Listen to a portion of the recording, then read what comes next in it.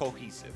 Yeah, the playoff bar is also pretty low right now. There's a lot of teams that can reach into that top 6, so I think both teams still have a shot of making it all the way to that top 6, make it into the postseason, and get your improvement in for there. So as Champ Select comes in, you're seeing the bans that you expect here. There's no Victor for Power of Evil, the Azir off as well. Yeah, Gangplank pretty much across the board, banned out very frequently. Again, we were talking about Lorlo, though, and his performances with the Gnar as well as the Camille.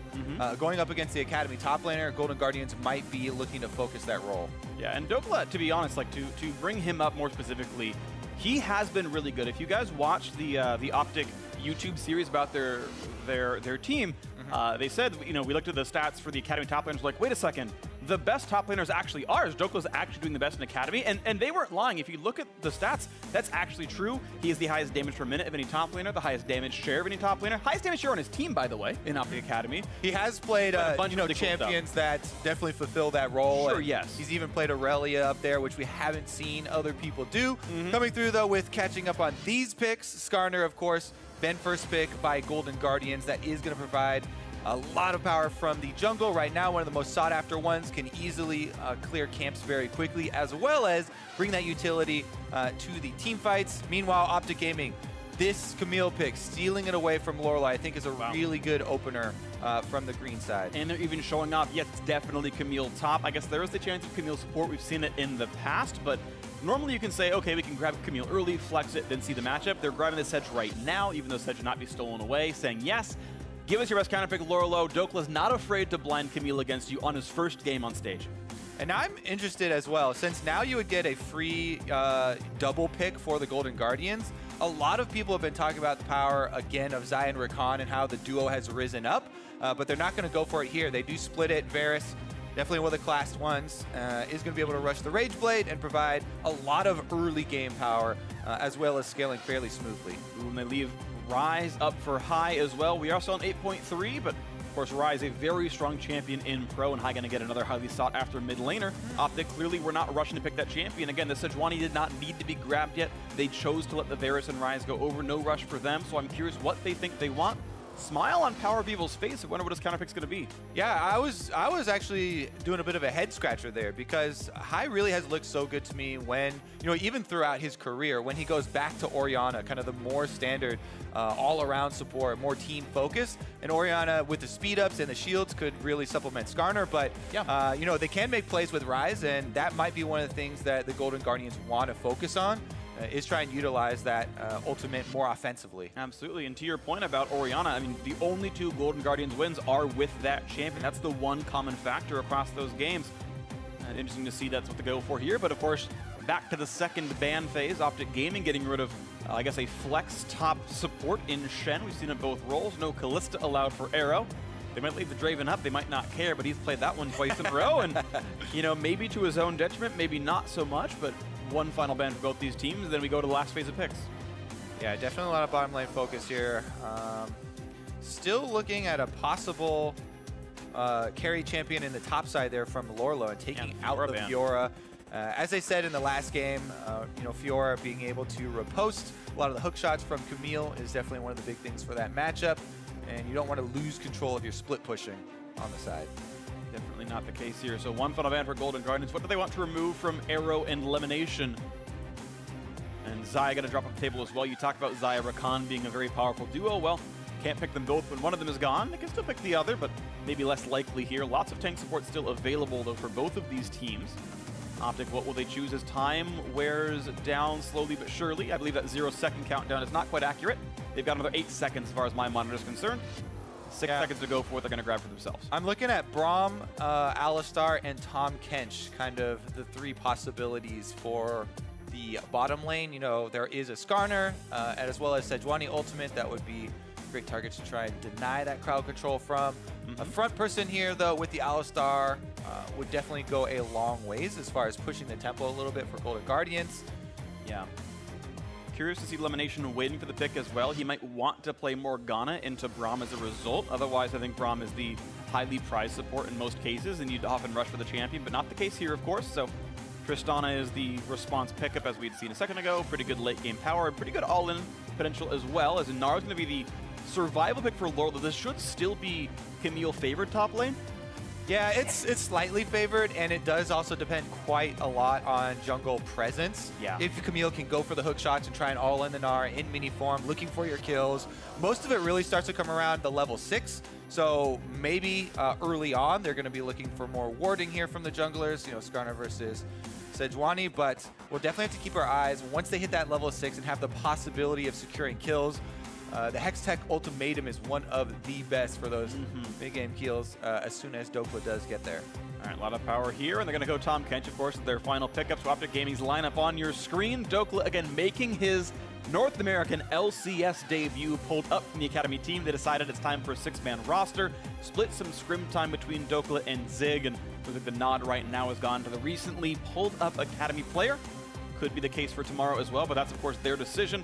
PoE on Orianna, he's been a very big carry for the team. Meanwhile, Golden Guardians have put high onto Ryze, and a lot of powerful champions across the board. The first pick on Skarner, certainly a highly prized champion in his own right. Yeah, one of my favorite little combinations here, the duo of the bottom lane, the last two lock-ins here from Optic, Tristana, and Tahm Kench, is very good at moving around to take turrets early on in the game if they get ahead. So we'll have to see if Optic Gaming can get a lead early on and try and secure some of those structures. We'll see how it goes if the bot lane can do well for themselves. Akaadian said that 3 of the Golden Guardians players are worst in the role, and it's hard to think that he's talking about contracts and high if you're just thinking about pedigree and what they've done as players so far in the LCS. So maybe he thinks that the bot lane is going to be easy to push down, and that could be a big strength for Optic Gaming as a result. I do like Tristana's early and mid game. That turret demolition certainly can be incredibly powerful. Optic are a bit better in the standings and just outside of a playoff spot. Of course, with still 8 games to go for all these teams, this game included. Playoff spots still available for both these squads. We get ourselves into the game. Golden Guardians versus Optic Gaming. Hitting the rip. Let's see who can do it.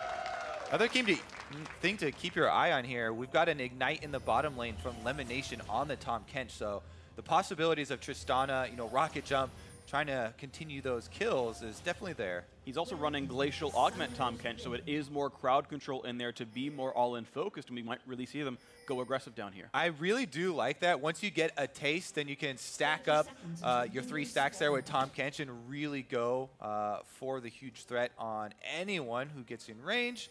So definitely a volatile bottom lane, and we actually might see Akaadian switching up his pathing, even though you would expect him to try and visit the Camille lane. Okay, let's see what comes through with this one as we wait for minions to spawn and the players to jump back and forth for now. Doran Shield for both top laners, Machete for both the junglers. Pretty similar starts on all things. The major difference being that High has gone with the Unsealed Spellbook, same as Power of Evil, but is running Dematerializer in that spot. Going to be a little bit interesting to watch for what comes out of that, if you can get the wave pushing and maybe be the first to roam. We do expect there to be some action on the bot side of the map. Considering the Ignite and everything else, that could be a very fun place to look.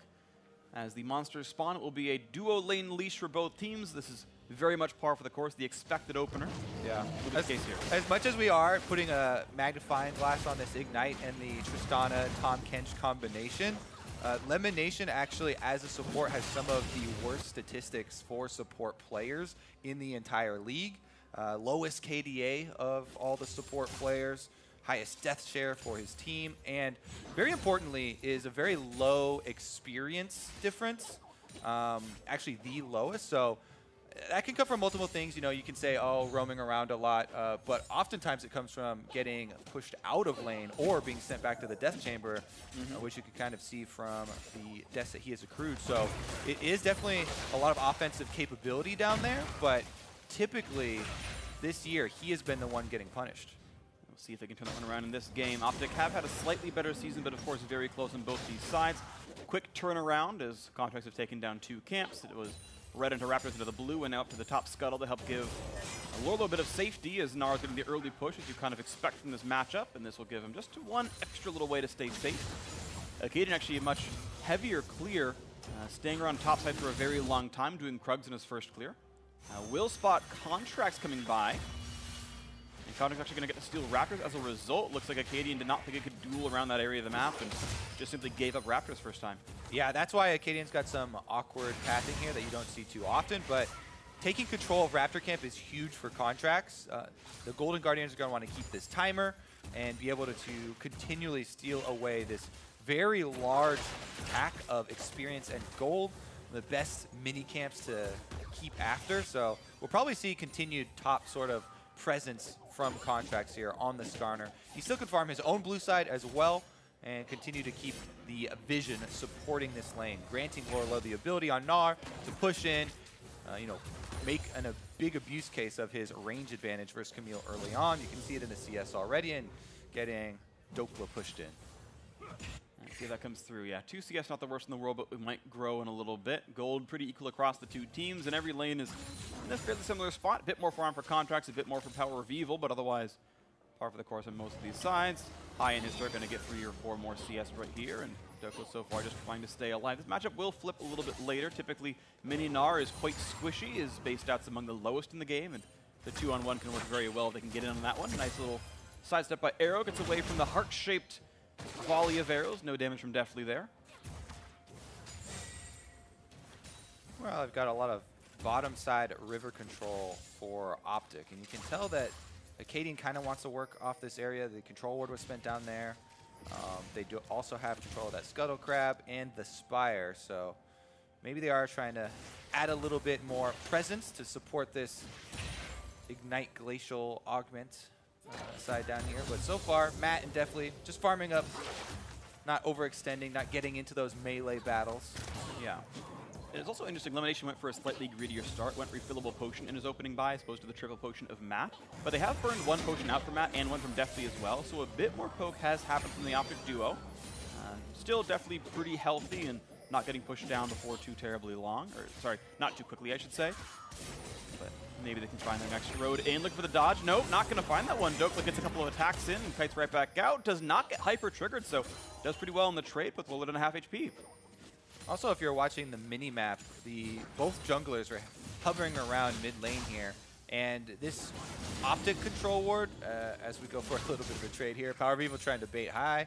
The ward in the river below the mid lane here, where it's kind of sitting at the curve, some people call it the banana bush, is one that actually lasts quite a long time, because early in the game, junglers, if their supports are not being tracked especially, are very wary at extending that far into enemy territory.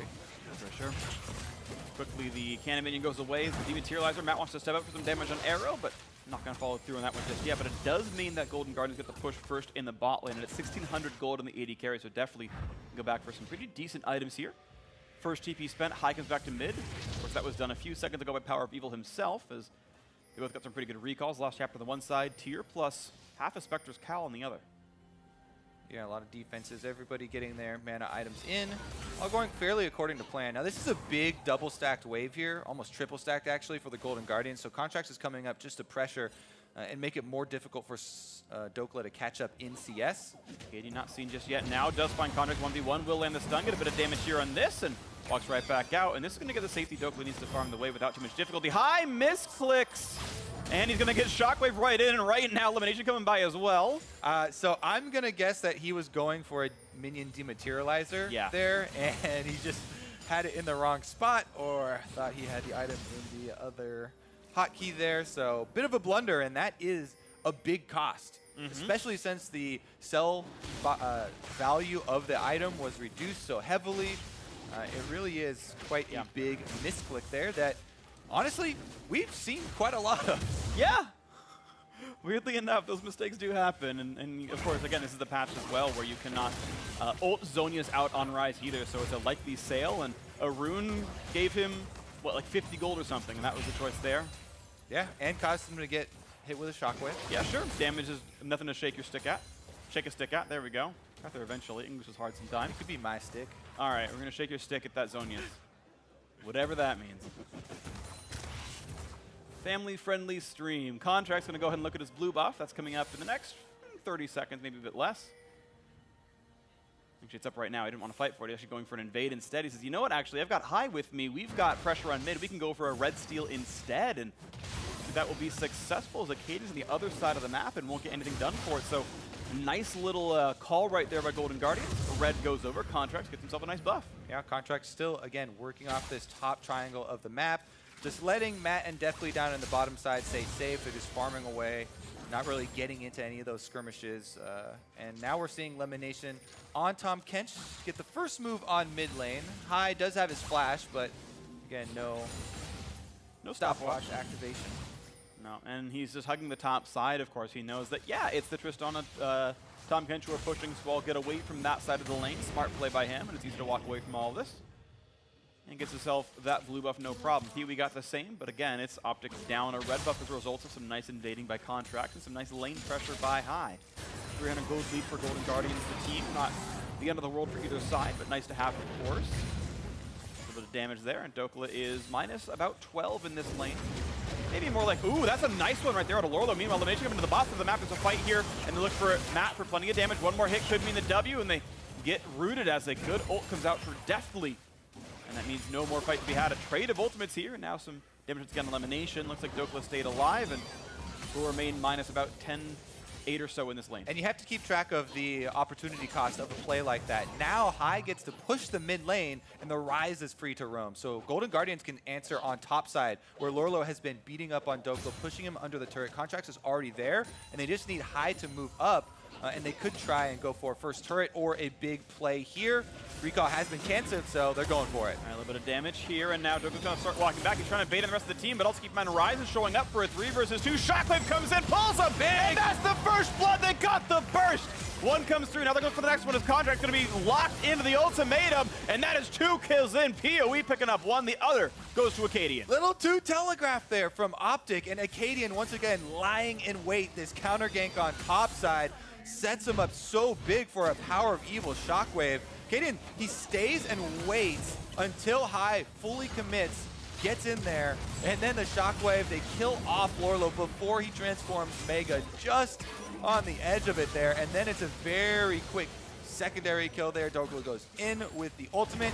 That is completely going to change the way this top lane and this entire game is going, because now the Camille, already with the wave push, has evened up the CS, got a bunch of money from the assist, and it's going to be trying to make a big dent in the Trinity Force cost. Totally agree. Dokla, I think, can do very well when ahead. We talked about it in the pregame. A high damage top laner by playstyle. They gave him the blind Camille. They've given him quite a bit of help as well. That Trinity Force only about 1,000 gold away from completion. Quite a good player himself, so good for him. Yeah, I'm just impressed with Power of Evil's full reset after the bottom play. Now they're going bottom again. He's roaming again, and they're going all in. The damage towards Deathly, nice little knockback as well. Half HP. He's going to flash in for a bit more. They're going to pull in Matt. There comes some more damage. And that is a stopwatch that won't mean a whole lot, but the shield comes up, and he's actually able to walk away. Buys the cooldowns he needed. Now Power of Evil taking some damage. Summoner heal for him to keep him out of the turret range, I suppose. And yeah, that roam did not mean a whole lot. Very active roams, though, from the jungle and mid lane duo of Optic Gaming, and they're still bottom side. So while they didn't get anything there, Hai's going top.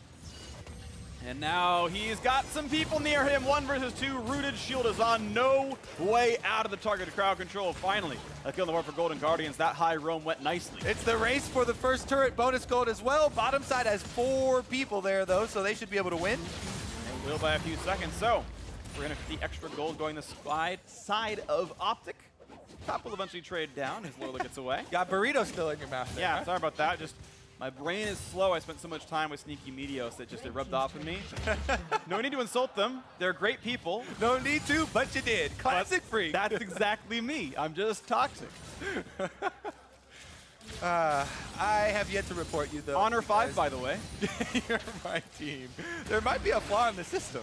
Yeah. Meanwhile, Contracts starts up this giant scuttle crab, Shelly, transformed by the evil powers of Baron, I guess, from hanging around that thing for too long. Should be able to finish it off, though. It's getting very low, even though Power of Evil wants to say something.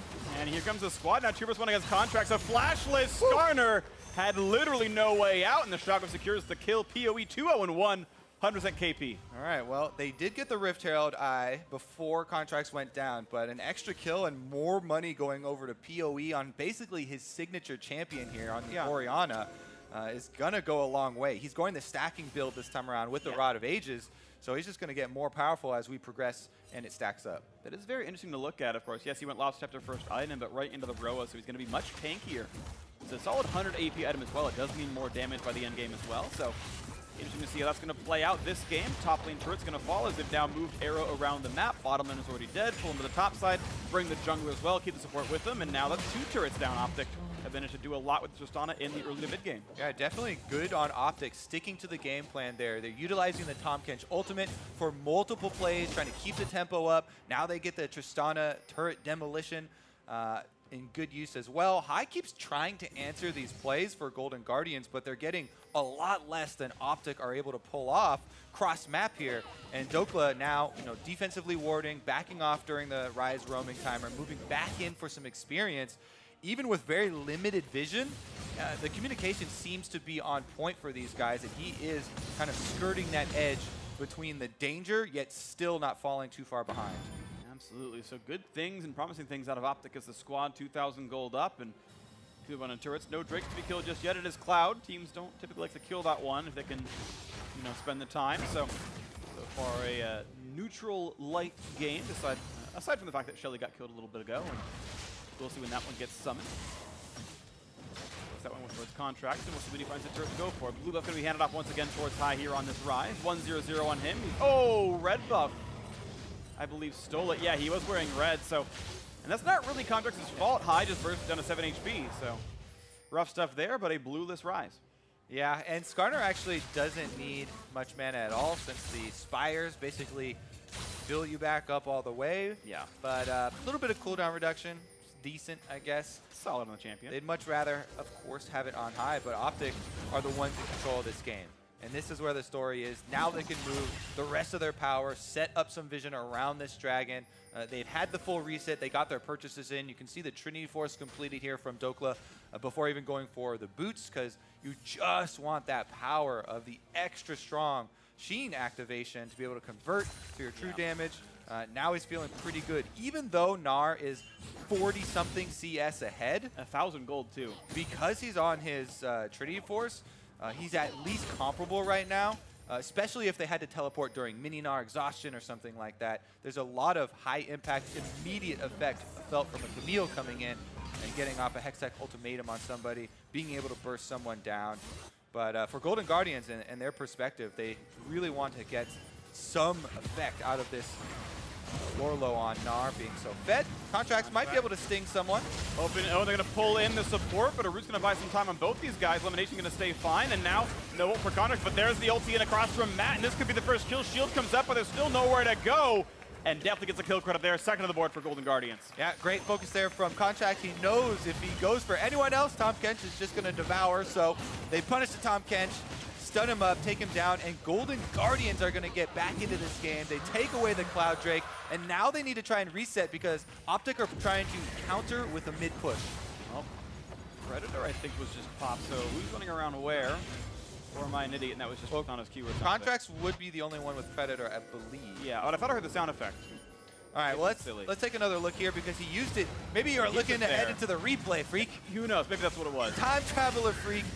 They do get the Skarner Sting there on elimination, like we said. And again, then they just continue to focus the support. Even though it's annoying for you sometimes to burn through 2 health bars and have to get through the gray health, it was a very good catch by the Golden Guardians. And they were rewarded with the Cloud Drake, as well as being able to get back and defend the all-important mid tower, their last outer that's left standing right now. Yep. All right, let's see what can come in out of this one as the game has gotten a little bit closer. 1,700 gold apart for both of these teams. Morellonomicon now done for Power of Evil. We'll see what comes next for him. Of course, the Abyssal Mask is long completed for Hai as well, so quite a bit durable against the magic damage dealer of Orianna in his lane. Fires go back and forth. Let's see what the next big play is going to be. No Drake for a while and no Baron for 3 minutes, so all you can do is play for turrets. As Optic do have control of this bottom river. No easy way to see Lemon and Arrow coming around, but not an easy fight against Hai. Yeah, I like rotating your duo lane when you have a Tahm Kench, especially into the mid here. Tristana with Static Shiv already gets to wave clear very easily and stay very mobile with the possibility of using Abyssal Voyage to make a play on the side. Camille, as we said, even though she's so far down in CS, is still threatening since they have the mobility of a Tahm Kench. Right now, though, Lemon gets focused again. Predator was popped, and he forces a flash. And the ult out of Arrow as well, so that'll be on cooldown for about 100 seconds until the next one comes around. They clear in the mid lane. Golden Guardians sieging with 4. Yeah, they have Power of Evil rotating down from top, but he might not get there in time. A lot of damage done. Oh, they're going for the rotation down towards the blue buff. That should be an easy pickup, and if they caught Dokla, that could have been a kill. He's going to wait around on the sides. Blue goes over to high, and out he goes. Well, they do have bottom turret very low, so I think that one finished up there. Actually, previously, there we go. Nicely done. And now they can actually move back up to mid. Optic want to trade here because they have a minion wave on the way. See what can show up for this one. The front lines of Matt. There's the Braum multi. Shockwave pulls in a couple. Good damage at the beginning of that one. Matt getting lower on HP, forced to flash away. Acadian a bit low as well. The explosive charge comes through, and out goes Tristan. Looking for the next play as Lorlo walks up. His TP was used. Dokla, it was on cooldown, so they managed to actually bait a TP out from Lorlo. Yeah, it looked like a cancel there from the Optic side, and he continues to push. Yeah. All right, so he can catch up and farm a little bit more, but still quite a bit behind this Gnar. Individually, 1,300 gold underneath Lorlo. Obviously, again, LCS a different world from Academy, but Dokla, other than surviving the very early lane and playing around some counter ganks well, he has been put behind in this game. Yeah, and I think that's why earlier on we like to point out when there's an area on the map that is very weak for your team. If Power of Evil rotates up to the duo lane, then Dokla is, going to back off from the turret because the Golden Guardians have so much more pressure there with the extra members. And it was really something kind of like the unsung heroes, the guys that play the weak side of the map.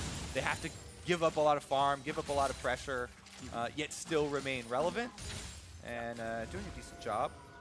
And we'll see what the mid to late game looks like for him. Ninja Tabby just completed recently to survive the Gnar match, but was still building attack damage himself. Lorlo, of course, has been one of the incredibly bright spots for Golden Guardians. 100% KP for him, only a single death, and he has been instrumental in a couple of these Golden Guardians wins. We'll see how this continues to go as his CS lead has jumped to almost 60 now. And he might continue to be a very large force in these games. There will be a TP disadvantage shortly as Dokla will come up first. First the Roman's elimination, a lot of damage to the front line. He's going to run away and actually burns his own QSS to walk away from this one. And that's a pretty big cost, honestly. Even though the Optic Gaming had early control of this game, Golden Guardians, they evened up the gold as well as having the extra Cloud Drake here. You have to be very, very wary if you're Optic. They're forcing around mid lane here and could go for the dive. Lorlo, Mega Gnar is just about to expire there, so the timer's very small. Not great dive tools, but red buff still affects turrets. The damage comes in and it's down to only about 250 health. This turret getting dangerously low. As you mentioned, though, the threat of no Mega Gnar means the dive is just not going to be there. Matt's ulti's back up, but they've got to respect that pretty soon. Contrast also has Flash. They've actually found High for some damage out for the shock of it as well. A lot of damage on this. Do they have the kill? Exhaust comes on an arrow, but do they have the damage to kill off Matt? Yes, they get that kill. The jump forward, he's going to find High, turns right back around. Did not want to get shot by that. But one kill comes through to Optic Gaming Fortitude and kills the lead 1,000. A bit of a lone time on this mid lane outer turret, getting more and more injured. Now across the wall, it's going to be a pull into the front line, but they can't kill elimination. The dive comes through for Dokla, getting them that second kill. The fight looking for a bit more. They find the stun and definitely going to fall as well. A double kill for their new top laner. That goes so bad for the Golden Guardians there. First High is off in the side brush. This actually kill is turning into a Baron rush from Optic Gaming. Now it's only Lorlo that could say something about it. Right now, Contracts is going bottom, so this is basically given up. That's a nice Baron picked up right here for Optic Gaming, and only 21:40 into the game, an early one, but such a great fight that they were able to find. The shockwave was huge, and managed to pick up a couple more on the tower dive, so nicely done. Optic now surging ahead 4,000 gold. Yeah, if we get the replay for the setup there, Matt is the one who died, but he died trying to jump in for High, who was hovering down around here in the river, going for the, what? Acadian sets it up, sorry, just calling out. Oh, yeah. Him doing well. High was going for that control ward, gets just immediately nailed, and that is kind of a snowball here, because Lorlo, we keep talking about, this is the guy that's fed on the team. He's not there, and they already killed one person, so Optic go for the easy dive, clean up a bunch of kills. Really nicely done. The chain CC's coming through. Sorry for interrupting you, Kobe, but I do respect what Acadian did. They're seeing, yep, he's going for that control ward. You're not allowed to get rid of my vision. Jumps in for the R, and the rest of that combo was there. Holding the shockwave himself, nicely done. So now off the reset as Baron's been grabbed, and the teammates go around to the various sides of the map. It's already a 1-3-1. Dokla top lane, Power People in the bot lane, running Cleanse right now, by the way, using that in case he gets rooted or Verasalted. Has the QSS as well for Skarner. He's got all his bases covered here. Yeah, and Power of Evil, I mean, you got to keep counting the QSSs because Arrow does have a lot of answers for it just in the kit of Tristana, right? Being able to jump away and keep her distance. But, the options are definitely running out quickly. If I was Contracts, I would definitely go for the Camille if they get a, regular setup 5v5. But with this Baron buff, that's not going to happen. Optic are splitting up. They're trying to use that Baron buff on 3 lanes at once, pushing all 3 very effectively thus far, and really increasing the gold lead very quickly. Absolutely well played by Optic. You're looking to improve to 4-7, a pretty respectable record for how bad the start was. We've gone 1-1 for several weeks in a row now, and this will be their 3rd straight week with a game win. See if they can knock this one down. The rotation comes in, and this could be another turret falling. Yeah, Optic could very well get into playoffs easily. As everyone keeps saying, the playoff cutoff is so close right now. So every win going a very long way, especially since they're right next to each other in the bottom of the standings currently. And this one looks very, very convincing thus far from Optic. So they should just continue to keep up this pressure. They've gotten all the secondary turrets, so they have a ton of map to work with right now. Currently, there's a Mountain Drake on the field, so they're going to want to push out and secure the vision for that first. But then they can, again, just kind of corral the Golden Guardians into their own side of the map and starve them of vision. Let's see what comes in for them is they've now grabbed that 3rd Quicksilver sack. They've got it now on their entire bottom half. It's only the fairly tanky top laners, and of course they can be saved by Tahm Kench. So a lot of these bases just saying are covered. They've got a lot going on here. Mountain Drake not even a problem to pick up, and now it's just, okay, no Baron for 3 minutes, no Drake for 6. Okay, Baron's timing out, but it won't respawn for 3 minutes and change. And let's see where their next play is going to be, if they go back to the 1-3-1, or if they try to find a more consolidated team fight. 6,000 gold, they should be the one keeping the pressure up. Yeah, already the pressure taking effect. As you can see, any wards Golden Guardians had out past the river have already expired, and now they're just trying to play defense and keep track of their own jungle. While as Optic are moving in, they're taking away basically any extra gold sources on the map in those extra camps and securing a lot of plays that they could possibly set up here. Infernal Drake, as you mentioned, is going to be big, but it's going to be later, so just going to keep them pinned up in their own territory right now. Let's see what they find with it then. Right now, taking away jungle camps. I like that, actually. You get a couple hundred gold taking away the Krugs. Very easy for Orianna to kill. Magic damage great against Krugs as they can wrest control of this. And I don't even think it's wrong to wait until Baron comes back up. It can be hard to siege inhibitor turrets, and looks like they just keep the wards up. And yeah, they're just going to cycle the jungle over and over. And honestly, they will grow a gold lead just doing this for the next few minutes. That's how you get a lot of those bigger Baron power plays. I mean, this one they were able to push down a lot of secondary turrets, so that's where most of that 4,000 gold comes from. But then you still get more gold income afterwards from taking down all those defenses and farming out all those jungle camps. We saw Power of Evil taking the Krugs up there. Arrow was also counter jungling. And it just, not only does it take away gold from the enemy, but any sort of catch-up experience if the enemy jungler is under-leveled. That's a very valuable resource that you want to take off of the map. And Optic are playing this one very calmly. It looks like they're not going to take any of those unnecessary risks and try and get themselves right back up the standings. Let's see what comes in for them. Of course, we still must wait till the neutral objectives come up, and they are really not going to play for the major. Got 4 QSS's free. One more left to go. Number 4 in for Sejuani. That's the luxury you get by being ahead so much in gold. You pay about 750 gold for the active itself. The actual MR stats you're paying for half.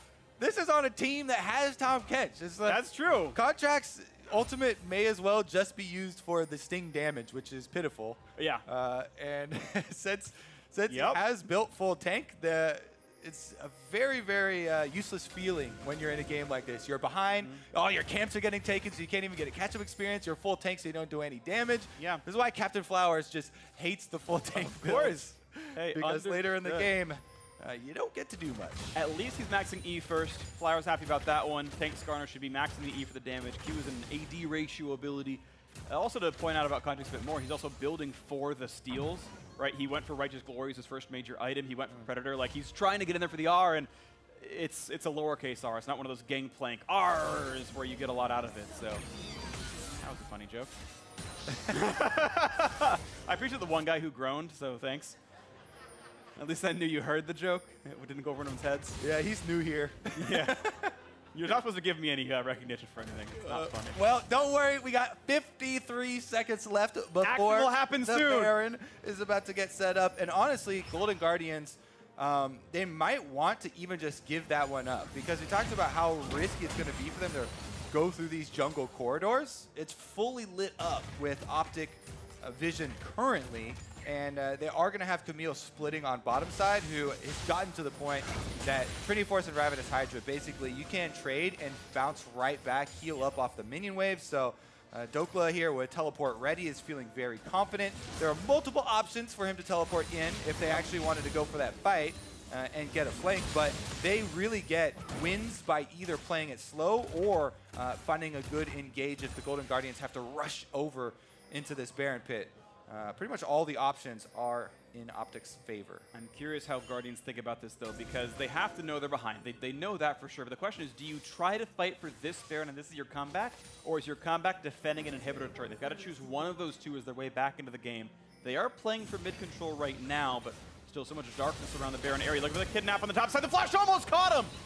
He was the one guy without QSS that could have been a kill, and he just barely wasn't in range. Yeah, Dokla with a good escape there. Camille doesn't even have to use her own flash. Gets right out over the wall, so that is Predator activation. No, that was Righteous Glory activation and the flash. Now they're on to the Baron. Guardians might be coming forward. Acadian kind of on the bottom side. They're going for the pull back as Matt's in the front line. Contract's kind of nearby. Acadian's got the flank, though. And he's going to find the stun on the front line. Or can they kill off Matt in time? He flashes backwards, puts up the shield, look for the ultimate. Only tags one, though. It's PUE that gets hit into the air. Disengage comes through. Not a lot of ultis burned by Optic.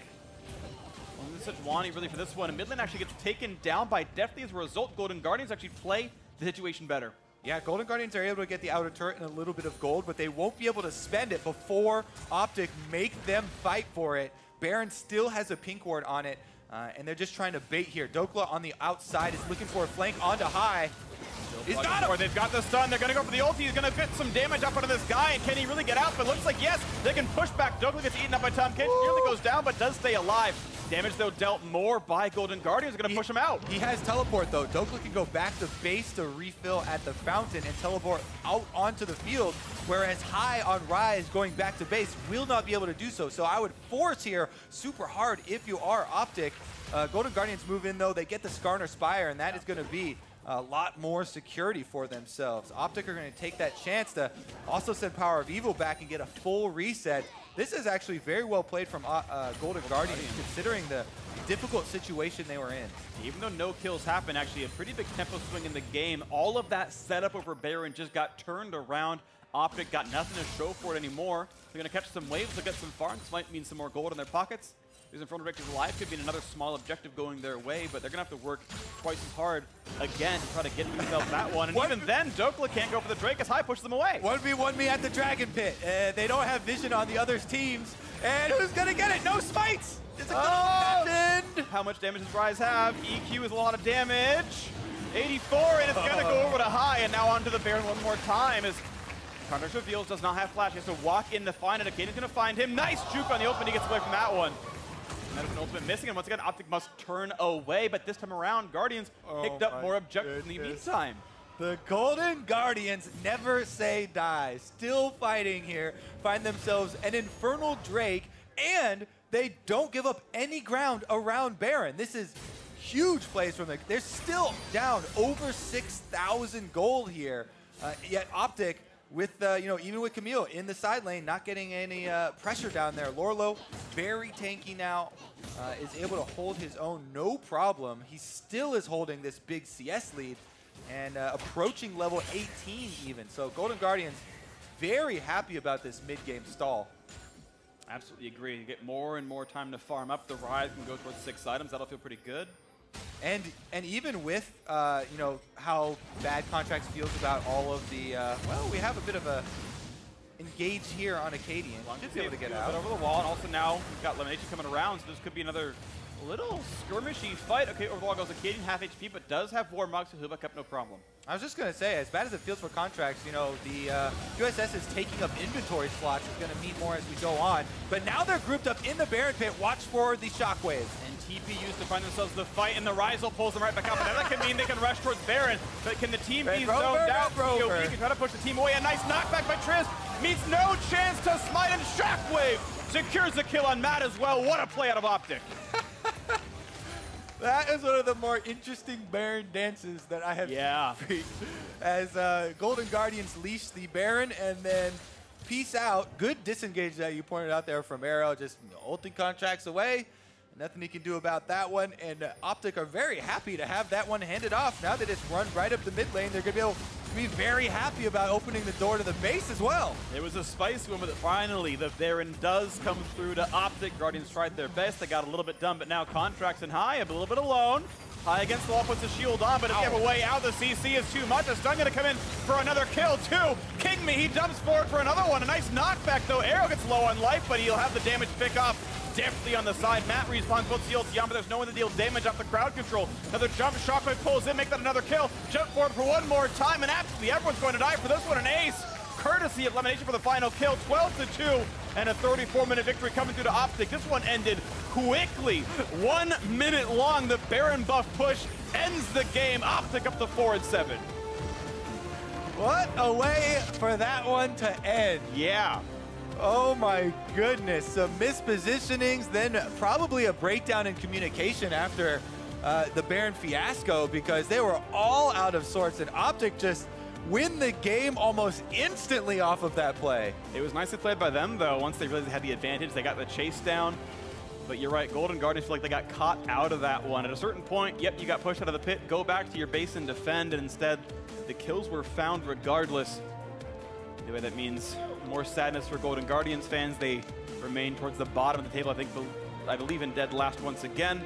Optic, though, moving into optimistically a tie for a playoff spot, I do believe. I have to look at where every team is exactly, just by the fact that TSM picked up a win and 100 Thieves did as well. It does pull some of those spots away from Optic, but they are still right there within striking distance, and I think they can keep that move going. Their match tomorrow will be against TSM, who is a very much head-to-head opponent for getting one of those playoff spots. Yeah. That's going to be huge for them. Definitely so, especially considering TSM just got a victory today as well, so both teams going to be coming in feeling pretty good about Saturday. But yeah, I mean, honestly, Optic Gaming, you know, just moving right up there in the standings. 4 wins now. They're definitely within swinging distance here of playoffs. And I know, you know, talking to all those players, that's what they have their eyes on. They're working very hard towards this goal. So what do you think about Do Club? I think that was a great first game, you know, appearance. Okay. They were playing the now last team in the league, so there weren't any, you know, big.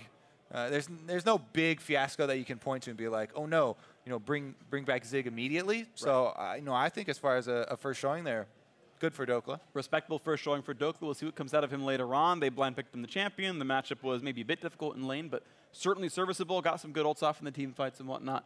Fun one to watch for. We'll see if they continue with him. Again, to talk about what I did in Champ Select earlier, the team was open and saying they were going to split scrim time. They knew coming into the week, all right, Zig plays day 1, Dokla plays day 2. We'll play the other 2 scrim days by ear, and they chose that today it was going to be Dokla playing. We'll see what it looks like. But now we're going to send it down to Avli to hear from Optic Gaming's rookie top laner.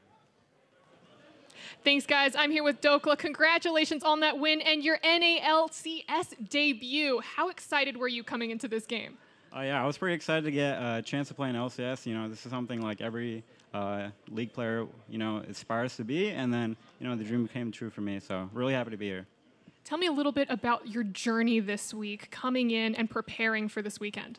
Yeah, so it was a lot of flights from Dallas. So, yeah, so just fly in Monday, you know, week's worth of practice. You know, it's really good to have scrims against LCS teams instead of academy teams. You know, I feel like I'm improving, and yeah, it's really good. You prepared for both Academy and LCS this week. Is there a bit of stress that's added on for both of those, or was it just step 1, 2? It was just step 1, 2. I feel like, yeah, Academy games were pretty easy relative to the LCS ones. I mean, Golden Guardians played pretty well. I mean, I didn't play as well as I would be playing, but maybe that's just stage nerves, but yeah. And you still had a really nice performance in this game, but what were you looking to prove by playing? So with this game, I was just looking like I can compete with LCS players. So it's my first time doing it. I feel like I did an okay job. Could definitely do better, but it's first game. Well, Dokla, congratulations again on your win. And for more on this game, let's hear from the analyst desk. Thank you very much, Avli. Great first outing on the LCS stage there, pulling in the victory for Optic Gaming. We'll get to a more specific report card there for Dokla in just a moment. Before we do, we have to take another look at the game-ending Baron Dance, not a fight. Oh, so this is the point after it happened. Never mind. Yeah, so what we wanted to talk about was the fact that High's Rise had essentially Rise ulted his team out of the Baron pit to eventually set up this push. But yes, Optic does hammer it home after a big mistake by Golden Guardians. And it kind of feels like they go mental boom at that point. Like they lose their mid inhib, they're up clearing a minion wave too far on the top side, and then everyone just dies in the base. Clearly one of those situations where you misplayed the Baron so bad that it was hard for them to kind of get their feet back underneath them. And very easy for Optic to win after that, and it looked like a very fast game, you know, a 34-minute victory, but they did stall out a fair amount around that second Baron. 34-minute game ending in an instant, right? Like, that's kind of why it was as quick as it was. But to Kobe's point, right, kind of a baffling and Baron Dance, if anything. And hey, look, that happens in the moment. In the immediacy of the moment, you make a call, it's the wrong call, and you can get punished to that degree. And Optic will be glad to have been afforded that opportunity to pick it up. But now I want to figure out how they even got there through the lens of looking at Dokla, the first timer in the top lane here on the NALCS stage. He's been doing great work in Academy. I know that you've had a keen eye on him and what he's done in the top lane. How did you feel he began to transition to the LCS stage? It was a good start that kind of fell off into the mid and late game. He was playing Camille Nar, which, you know, is a pretty well understood matchup. You don't smash that lane, but you should go close to even. It's roughly about a -8 CSD for Camille in that matchup. So you lose it a little bit, but then you become a really big threat once you start getting your items in the 1v1 and the side lanes. And this game, there was a lot of focus around the top side, which is really why it was kind of impressive at the beginning to see him surviving with all that pressure that was going on up there. Right, that's a CS differential, you know, in an ideal situation where maybe you're both getting the same amount of pressure. Not the case this time around. Golden Guardians choosing to look at that top lane as a place they could gain advantages. Yeah, and especially having Gnar and Skarner, who, as Skarner, you're the fastest farming jungler in the game. You're going to be able to make it up top lane, and they were trying to prep turret dives with that. So you saw Cadian, I think, very smartly counter-engaging that lane and not falling too far behind pressure. You can see the jungle proximity stats on the screen right there. Zig, almost never about him when he's up there. They're not ganking for him, he's not getting ganked. This game very different because they picked the aggressive Camille blind and almost kind of dared Golden Guardians to stop it, and Golden Guardians camped him really hard, as you can see, 14%. Is this, I mean, again, one game, so it's probably an outlandish statement. Is this essentially a Licorice approach? No, not quite. I don't. Not quite. I don't think it didn't feel like, you know, where C9 picks matchups and then goes and camps for him. This felt very much counter-geeking by Acadian. You see, it was always behind their own turret, always reactive in that sense, and they played well around it. The problems came after that point because at 10 minutes, he was roughly even in farm, but by 15 minutes, he was down 40 CS in the matchup, which is pretty crazy to see that. It felt like once the map started opening up, he wasn't sure what to do. Yeah, and I also want to say, like, this win was mostly credited to the 4 other players of Optic. Right. Yes. In their ability to hold 4v5 in situations where he was split pushing, and then in their ability to make plays either 4v4 or 5v4 when Lorlo was split pushing. We have a perfect example of it right here, where Dokla doesn't even have his TM out yet, so it's a slow push in that lane. And this is a very low health turret that Golden Guardians fails to do anything with. Then the pressure had actually rotated back the other way, and this is a different replay once they have Baron buff, but essentially the point was they then get a 4v4 or a 5v4 fight that had a turret dive to be able to pull that advantage. Yeah, Dokla had wrapped around behind the turret previously, so it was clear that Dokla was not playing super well on his own in the side lanes, not having that TM because he fell so far behind his CS, kind of had a snowball effect where he stayed behind for a large portion of this game, and then there were a couple other situations where he was not really able to influence it quite how he wanted to, but that's being very critical of him, given that he came in 1 week of practice, obviously is not going to be totally in sync with the rest of his team. Right, I mean, we got to remind ourselves, he said he got off a plane on Monday of this week to be able to start practicing in-house with the team. So by all accounts, coming away with a victory is a fantastic debut. To your point, though, Jat, perhaps the win more credited to the other 4 members, you know, covering for the weaknesses that he did show.